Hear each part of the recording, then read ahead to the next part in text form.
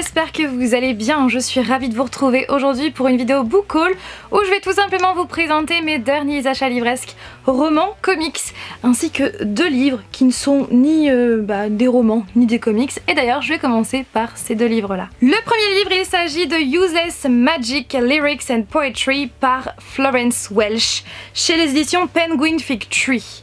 Donc c'est un livre en version originale, donc en anglais, et c'est Flavien qui me l'a offert pour mon anniversaire et je suis tellement contente. Merci à toi. Qui est Florence Welch? Eh bien c'est la chanteuse du groupe Florence and the Machine, l'un de mes groupes préférés. À l'intérieur de ce livre, il y a des photos de Florence Welch, des poèmes qu'elle a écrits et aussi et surtout toutes les paroles de ses musiques avec donc Florence and the Machine, donc Cosmic Love, Never Let Me Go, Spectrum, bref que des musiques que j'aime tellement. Donc voilà. Donc quelques paroles, donc là c'est Queen of Peace, des petites notes comme cela, il y a aussi donc des dessins qu'elle a fait et des poèmes avec à chaque fois des pages comme cela avec des peintures, des textes, des motifs, des photos d'elle, voilà. Et c'est vraiment un livre qui a une aura très particulière et je trouve que c'est un très bel objet livre et comme je suis fan de cet artiste, eh bien je suis fan de ce livre. Et le deuxième livre, qui n'est ni un roman ni un comics, il s'agit de Freddie Mercury, une biographie par Alfonso Casas, je pense que ça se prononce comme ça, chez les éditions Paquet. Vous le savez, je suis une très grande fan de Freddie Mercury et du groupe Queen. Et quand j'ai vu ce livre-là, cette biographie, eh bien je n'ai pas réfléchi en fait, parce que je trouve déjà la couverture juste canon. Le résumé, c'est Freddie Mercury est né 3 fois, la première sous le nom de Farrokh Bulsara, la deuxième sous le nom de Freddie et la troisième en tant que légende. Je suis tellement d'accord avec ça. Et donc c'est une biographie de Freddie Mercury comme vous l'avez compris, avec donc une chronologie, avec du texte, avec des dessins très bien faits je trouve. Et du coup j'ai hâte de m'y plonger plus que cela dans ce livre. Après, pour l'avoir feuilleté comme ça, juste comme ça, je pense que ce n'est pas non plus une biographie hyper détaillée. Donc si vous avez envie de lire vraiment une biographie hyper détaillée justement, je vous conseille plus de lire ce genre de biographie là pour vraiment connaître les détails de la vie de Freddie Mercury si ça peut vous intéresser. Mais en tout cas, je trouve que c'est une super bonne idée. J'arrive pas à ranger le livre. Je trouve que c'est une super bonne idée de découvrir justement la vie de Freddie Mercury avec tous ces dessins qui sont extrêmement bien faits. Je passe maintenant au roman et pour commencer, j'ai acheté The Wicked Deep, donc la malédiction des Swan Sisters par Shia Earnshaw chez les éditions Rajo et la couverture est juste trop belle, je suis trop fan. Et donc ce livre là j'ai découvert bien sur l'Instagram puis ensuite donc sur la chaîne de la Demoiselle Auxerre, je vous mettrai tous les liens en barre d'informations et si tu passes par là ma belle, je te fais plein de bisous. Et donc ce livre là j'ai hâte de m'y plonger parce que ça va parler de sorcellerie et du fantastique. Donc voilà, il me tarde.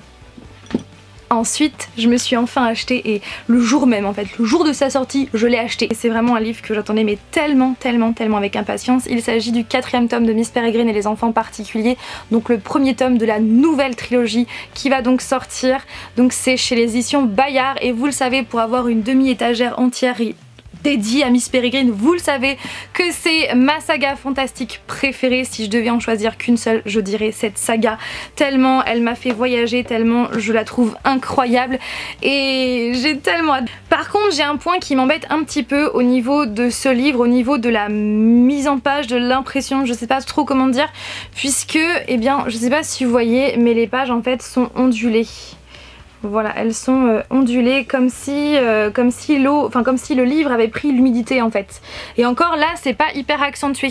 J'avais fait donc avant d'acheter ce livre là, j'avais fait donc l'espace culturel et Cultura et tous les livres étaient certains étaient très ondulés et d'autres encore étaient tachés ici d'encre. Donc au final, je suis allée à la maison de la presse en dernier recours.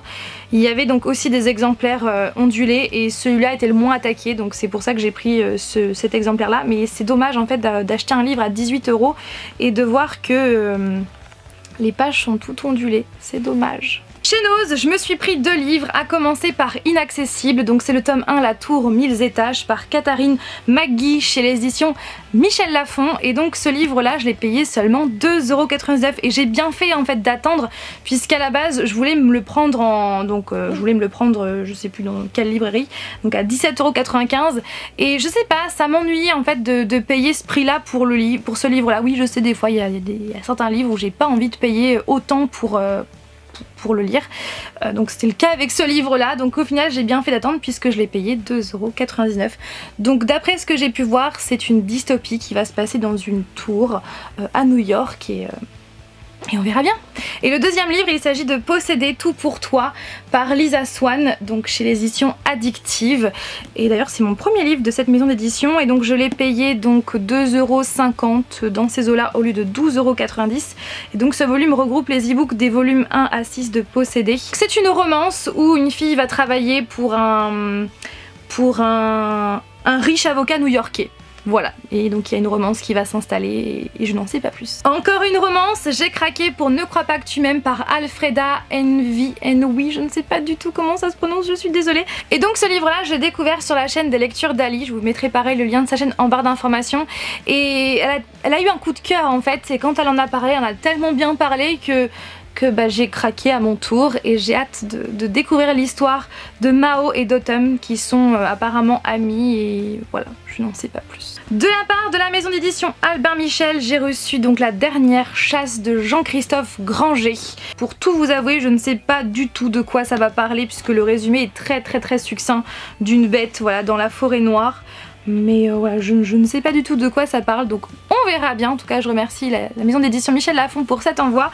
Et de la part de la maison d'édition Hachette, j'ai reçu ces 2 livres-là. Pardon, je vous montre à l'envers. Donc le premier, c'est I Still See You de Daniel Waters, chez donc les éditions Hachette, et Si le passé vivait dans le présent. Donc c'est le roman qui a inspiré le film. C'est un petit peu dommage ce bandeau parce qu'il est vraiment imprimé en fait sur la couverture, donc c'est dommage en fait. J'aurais préféré avoir un bandeau qu'on enlève. Et donc c'est donc le film est sorti tout récemment, ou il va sortir, je n'en sais rien parce qu'il ne sort pas dans mon cinéma donc je peux pas vous dire.